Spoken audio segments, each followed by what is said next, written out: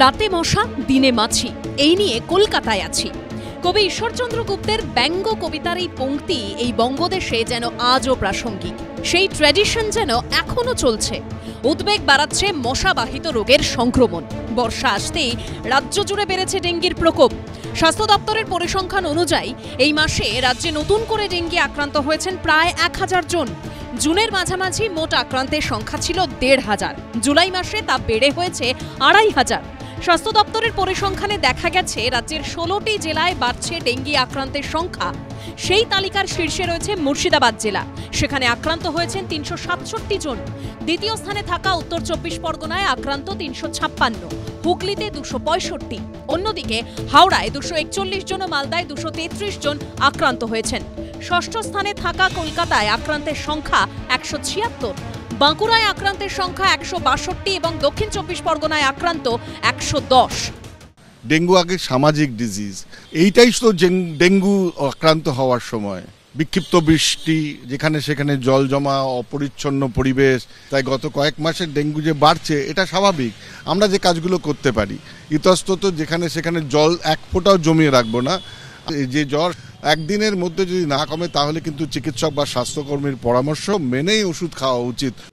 স্বাস্থ্য দপ্তরের পরিসংখ্যান বলছে 2022 সালে রাজ্যে ডেঙ্গি আক্রান্ত হন 67,271 জন। 2023 সালে রাজ্যে ডেঙ্গি সংক্রমণ ভেঙে দেয় 12 বছরের রেকর্ড।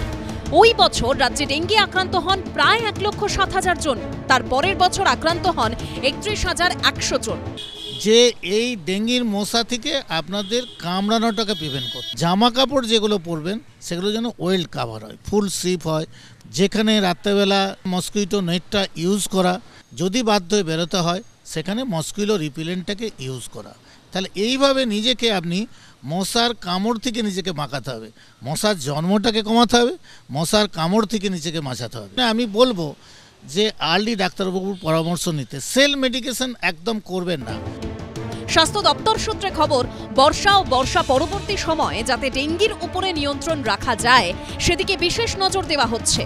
সন্দীপ সরকার ও ঝিলম করঞ্জাইয়ের রিপোর্ট, এবিপি আনন্দ।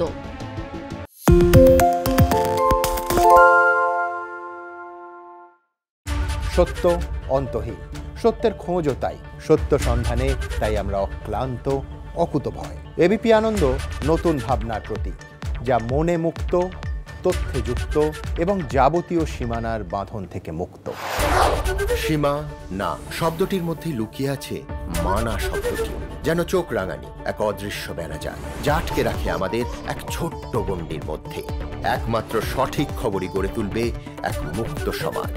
সেই জগৎ গড়ার লক্ষ্যে কোনো সীমানার ঠুকুটি আমরা মানব না। এবিপি আনন্দ এগিয়ে থাকে, এগিয়ে রাখে।